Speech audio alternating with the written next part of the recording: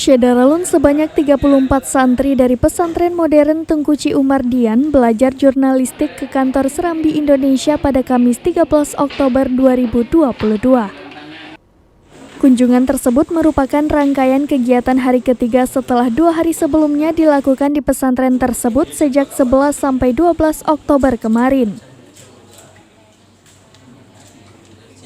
Pemimpin redaksi Serambi Indonesia Zainal Arifin M. Nur menceritakan sejarah singkat berdirinya media tersebut. Dalam sambutannya, Zainal juga menceritakan Serambi telah melewati masa-masa sulit selama 33 tahun berdiri, salah satunya semasa konflik Aceh.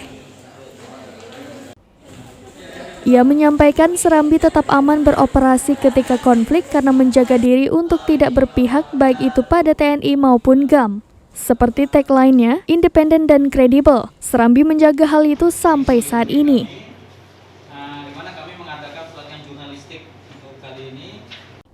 Pemimpin redaksi juga menyampaikan pentingnya publikasi di media sosial termasuk di ruang lingkup pesantren. Sebab menurutnya, mata orang saat ini tertuju pada media digital.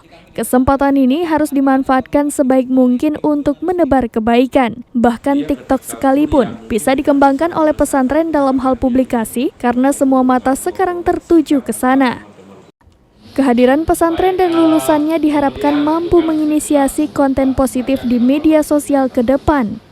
Sementara pembimbing dari pesantren Omardian, Irhamullah menyampaikan, semoga kerjasama seperti ini dapat terus berlanjut. Terlebih di era sekarang di mana ilmu jurnalistik sangat berharga, sebab setiap instansi termasuk lembaga pendidikan butuh publikasi. Alhamdulillah, pada hari ini kami terima di Harian Serambi Indonesia.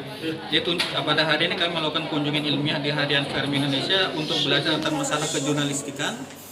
Ya, karena masa jurnalistik sangat berharga pada zaman sekarang ini, dan juga kami ingin membentuk para jurnalis yang insya Allah handal untuk bermanfaat. Pihaknya berharap semoga pelatihan ini membentuk para jurnalis yang insya Allah handal untuk pesantren tersebut ke depan. Dalam kunjungan tersebut, sebanyak 34 siswa ini hadir bersama 4 guru pembimbingnya yang berasal dari pesantren Omardian.